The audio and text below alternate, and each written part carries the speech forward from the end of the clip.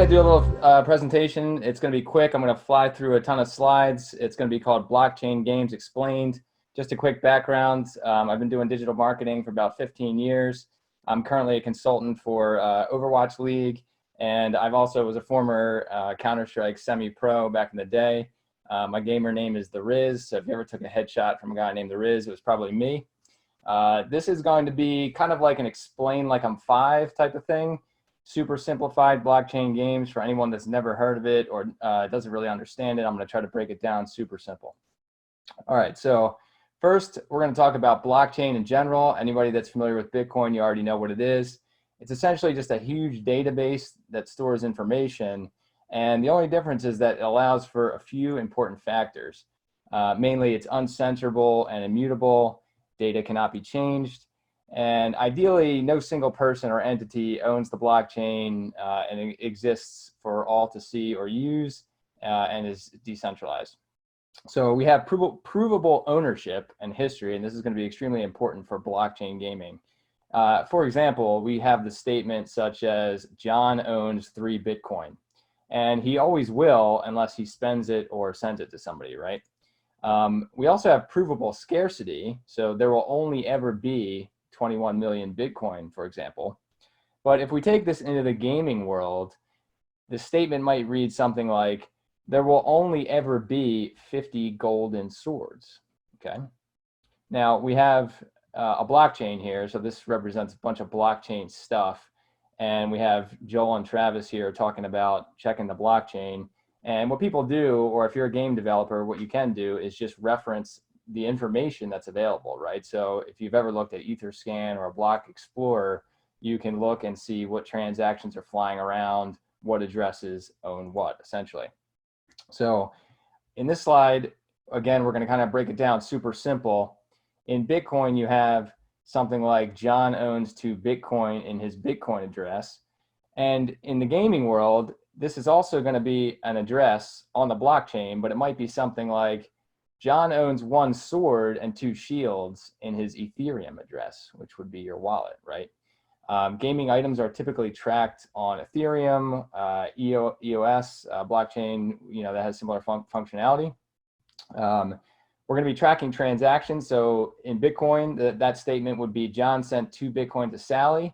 In gaming, it might be John sent 2 swords to Bob. So that could be in game, that could be out of game. But the point is that John has 2 things that are recorded on the blockchain. They're his, they're provably scarce, and he's sending them to Bob. So in a traditional game, many of you guys probably play them all the time. I mentioned one earlier, Counter-Strike, for example. You might buy the game, you play the game. In World of Warcraft, maybe you are exploring and you discover items, weapons, and gear. You use or equip those items while you're playing. But when you turn off the game or when you stop playing it altogether, you no longer use those items and weapons you found, right? They're kind of meaningless, quote unquote, outside of that specific game. But if we take a look at blockchain games, there's going to be one thing that's different. In blockchain games, you buy the game, or sometimes it's free to play, which a lot of them are, and even traditional games. You play the game, you find and discover items, weapons, and gear, just like you would in like World of Warcraft. You do the same thing. You use or equip those items while you're playing it. But the key point to understand here is that the item itself exists outside of the game, right? It's a thing that exists in the blockchain space. So when you turn off the game or stop playing altogether, you can use the item that you had potentially in another game. You could sell it on an external market. Many of you guys are aware of OpenSea is one you might use all the time every day. And in some cases, you can actually convert that item you got into a cryptocurrency. So you can actually do what's called melting it down and getting a cryptocurrency. So imagine spending all your time in quarantine, grinding through World of Warcraft, getting all these swords and stuff, and then turning it into a cryptocurrency and buying a pizza. That can actually happen. So in traditional game examples, we might have a dungeon crawler like Diablo. We might have a first-person shooter like Counter-Strike. We might have a traditional MMO like World of Warcraft, and we might have a card game like Hearthstone. In these traditional games, game items are used only in their respective games. And a sword from World of Warcraft cannot be used in Diablo, right? You can't find a sword in one game and then go to another game and use that same sword. You have to play Diablo to use Diablo items. And in this case, this might be called the Diablo game universe, quote unquote. If we take a look at what Diablo is, it's a traditional dungeon crawler. So it might have items like swords, armor, and magic wands. A first-person shooter like Counter-Strike might have different types of guns, skins, and grenades. A traditional MMO like World of Warcraft might have swords, armor, and mounts. And a traditional card game like Hearthstone might have common cards, rare cards, or epic cards. So on the blockchain, what you can do is you can create items. Essentially, think of it, the word smart contract is thrown around and used. And what you're doing is you're submitting information to the blockchain. And you might define an item. There's certain standards. So for the nerdy people here, ERC 721 is one, ERC 1155 is another, where you define an item name, a picture, a quantity that exists. So you can define a one of one item. There's only one that exists. You can have 50 of 50, 1,000 of 1,000, and what address will own that to start. So that might be a golden sword. Here's what it looks like. Only 50 will exist. And who owns it to start? Me, because I created it, right? All right, so now let's go back to Joel and Travis. They're talking about the golden swords they just made, and they're submitting that to the blockchain. Okay, so they just created their game, and now they're creating items, and those items are actually going to be submitted into the ether, for lack of a better word here. So you can decide, we're going to make 50 of them, submit it. Now that blockchain stuff can then be distributed to people. Okay, so let's say one of those swords belongs to a gamer with the handle John1337.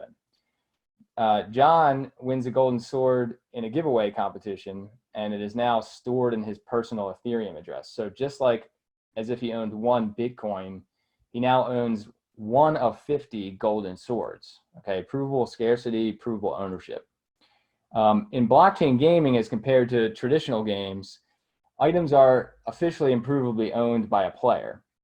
It's recorded in the blockchain for all to see, and game developers can decide to incorporate items into their game. So you might not even have a game yet, but you know that a certain sword exists, and you say, you know what, I'm going to allow people to use that sword in my game too. If we go back to the traditional game examples, we have Diablo, swords, armor, wands, Counter-Strike, guns, etc., World of Warcraft, swords, and cards. In the blockchain version of this, you might have the overarching stuff, that's recorded in a situation where John, for example, owns a golden sword of which 50 exists. And then each of those games checks the blockchain to see what John owns. Okay, so if he plays a dungeon crawler, they might say, okay, he owns one of these golden swords, 50, one of 50. Same thing with the first-person shooter, MMO, and trading card game. What this means is that the game can actually interpret that golden sword however they want. They probably will make it a sword of some kind, but let's take a look. In the blockchain dungeon crawler, if John logs into that game and it checks the blockchain, he will have a golden sword to slay dragons. In a first-person shooter, he might log in, and because he has that item, he actually has a golden sword emblem logo on his character skin. In a blockchain MMO, he might log in and have the same sword he used here, different game. And in a blockchain trading card game, he logs in and has a specific card that's a golden sword that maybe offers a bonus. So essentially what's happening here is the game is checking the blockchain and saying, what does this person own and how can we use it? The game creator decides to add an item to the person's inventory whenever they want. It can be in any form they want, skins, weapons. In some cases, you can actually receive game items before games are actually even playable. We're going to talk about a quick example of that. By the way, guys, stop me if I'm going too long here. The game developer decides to incorporate what they created into the game. Here's a real world example. Enjin, which is a big project in blockchain gaming, created this axe. This is just a picture of it, what it looks like. This axe was created in Ethereum before any game was actually made. They just made this axe just for fun, okay? It's stored in the Enjin Wallet, and it's got a weird name called Enjin, whatever that means. And the Enjin Wallet is pretty cool because you can observe what the item looks like. Joel, I know you have one because we've talked about some items before. But this item was distributed before any game actually had it, which is a really cool thing, right? So if you think about player onboarding and just items, people want stuff. This is a cool way to do it. And what happened was a game called Forgotten Artifacts was created, which is a Diablo-style game. And the developer, Cliff, knew that this axe existed out there. And so he said, if you sign up for my game, Forgotten Artifacts, when you log into the game, you're actually going to have that item in your inventory. So it goes from checking the blockchain, you see this axe, and then this is what it looks like in game, right? So this axe was conceived outside of a game, and now it's used here. And it's possible that you log into a different game and have the same axe. I gotta interrupt just to say that is so badass and innovative. I know, isn't that cool? I'd love that. Yeah, so it gets even cooler because I'm about to show an example where like people play Minecraft and Enjin actually, by the way, I'm not paid by Enjin. I'm not here to promote Enjin. I'm just using it because it's a applicable real world example. Minecraft, the game, is hugely popular. Everyone knows what it is, but I've never actually played it, but it's pretty cool. And they have a wooden sword that you can use in Minecraft. Enjin has their own version of that. And the same guy from Forgotten Artifacts knew that people love wooden swords in Minecraft. So you can log into Forgotten Artifacts and use the Minecraft wooden sword. Okay, so we're hopping around different games using different items. This is typically called a multiverse. So we were talking about game universes earlier.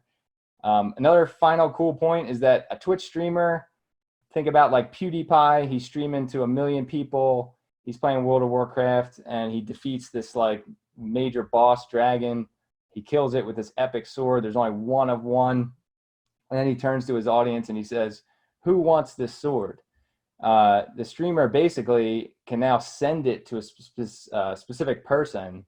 And because it's a one of one, there's a traceable history. So only one person can own this epic sword. And you also know that PewDiePie used to own it. So you now have blockchain items being passed around in games. So this could be PewDiePie and this is some other dude. And this epic sword could be a thing that people want and use in a bunch of different games. So just to conclude here, blockchain games explained, we're talking about true ownership of a game item. A game checks the blockchain to see what a person has. Game developers can decide what to implement. And then this creates the idea of a multiverse. So that's it. That's my explain it like it's like you're 5.